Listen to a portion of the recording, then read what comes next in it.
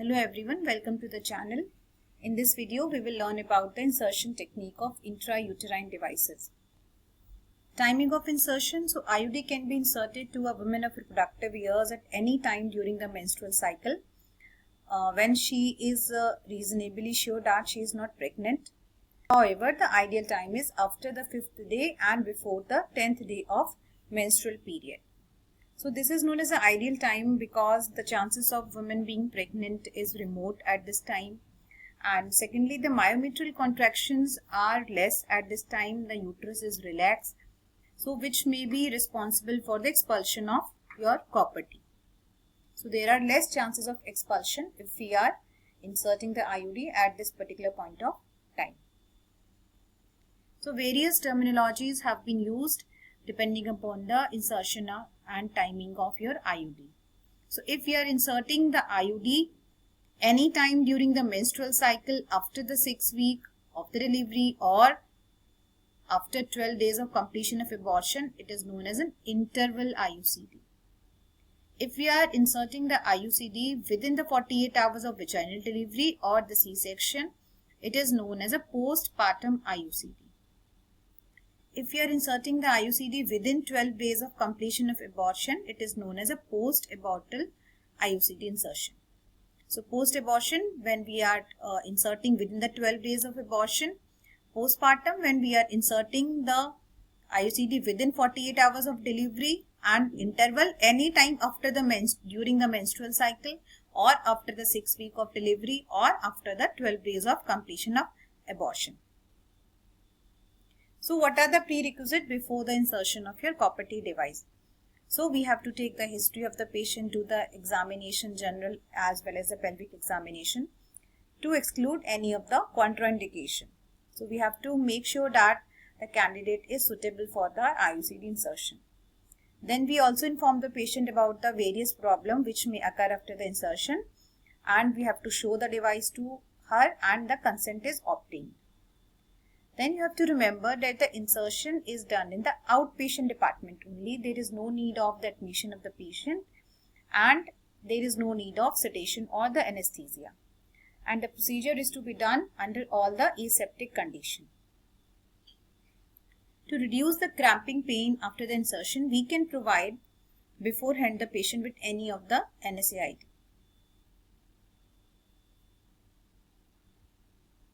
So this is your copper T and we can see the copper T here as well.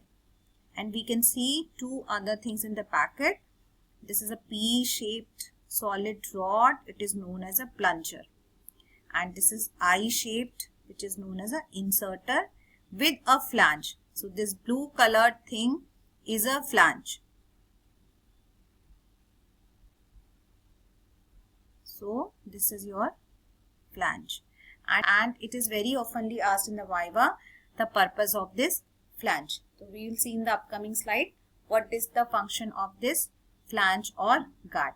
So we can remember their name by their structure only. So this is I-shaped, so this will be inserter, and this is P-shaped, so this will be plunger. And here is your copper T.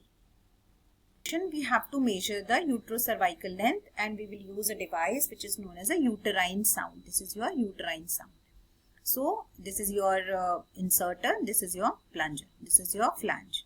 So a sound is passed through the cervical canal to note the position of the uterus and the length of the uterine cavity, and the appropriate length of the inserter is adjusted depending upon the length of the uterine cavity. So we will adjust this as per the length of the uterine cavity. Coming to the insertion technique of an IUD. So we have to load the IUD in the inserter without opening the sterile packet. So this is your packet and we have to load this copper T into the insertion tube without opening the packet. Then the loaded inserter is now taken out of the package without touching the distal end. We don't have to touch this loaded copper T with our hands, and not to touch the vaginal wall and the speculum while introducing the loaded IUD inserter through the cervical canal. So this is known as a no touch insertion technique.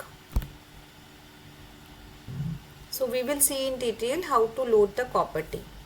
So these are the various parts of a copper T. This is the horizontal arm, this is a vertical arm, and this is the string. to load this copper T into this your insertion tube without touching the distal part and without opening the packet fully. So now we will see in the upcoming slide how to do it. So what is the first step? We have to adjust the contents of the package through the clear plastic cover, and we have to confirm that the vertical stem of the copper T is fully inside your inserter tube. Then we have to open the package from the bottom end, that is the farthest from the copper T, and then we pick the package with the open end up, and we will bend the clear plastic cover, and we will place the white rod inside the insertion tube from the bottom along with the side, and we will gently push it up until it touches the bottom of the copper T. After that, through the plastic cover only, we will stabilize the copper T in place by putting the thumb and the index finger over the ends of its horizontal arm, and with the other end we push the insertion tube towards the copper T. So with this hand we are applying pressure here, bending it, and here we apply some we push the inserter tube towards copper T. So this action will create resistance from the arms of the copper T to bend downwards towards the stem. And then we fold the arm enough to touch the sides of the insertion tube, and when they are touching the insertion tube, then we pull tube out slightly from the under the tips of the arm. So we will pull back it slightly, and then we push and rotate the tube over the tips of the arms only enough to retain the arms inside the tube next to the stem. So we will push back it again so that the arms will also come inside your inserter tube.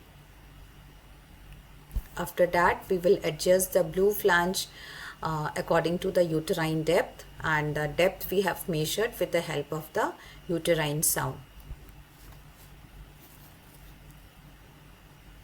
Now our copper T is ready for the insertion. So we have to lift the loaded inserter, keeping it in the horizontal position to ensure that the copper T or the white rod does not fall out.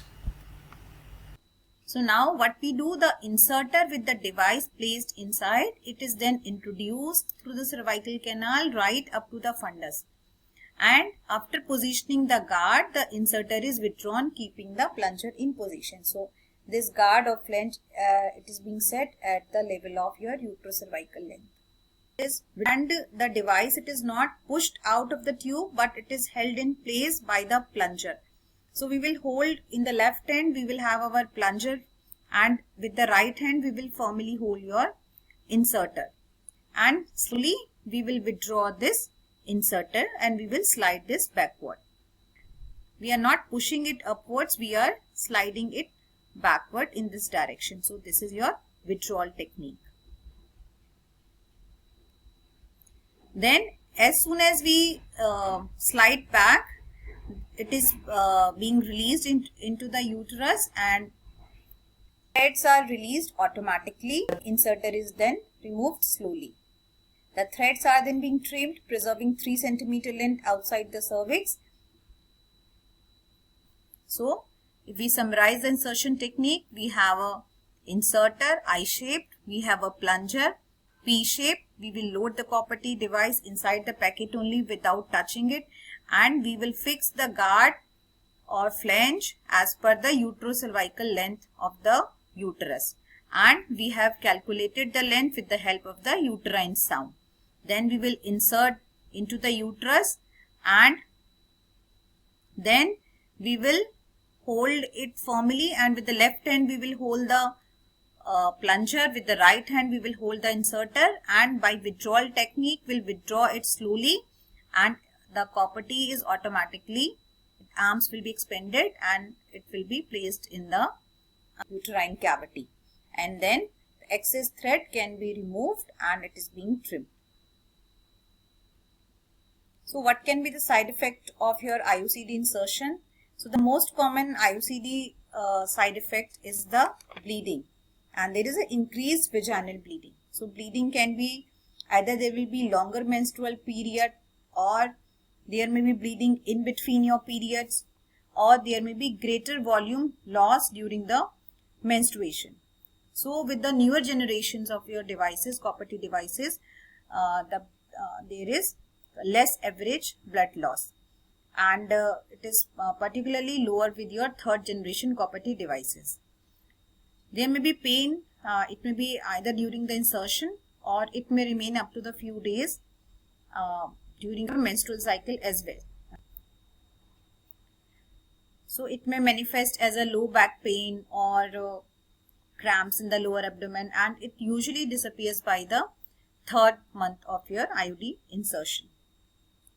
There may be chances of pelvic infection in the form of pelvic inflammatory disease, and it is more common in the users who are having multiple sexual partners because there is a more chances of risk of exposure to the sexually transmitted diseases.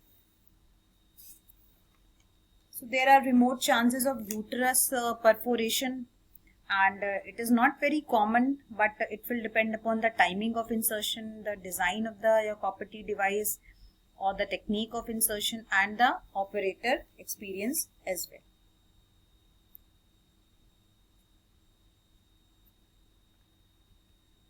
So if we summarize, it is an outpatient procedure, no admission of the patient is required. The technique used is no touch withdrawal technique, and we use the instrument which is called uterine sound to see the position of uterus and to measure the length of the uterine cavity.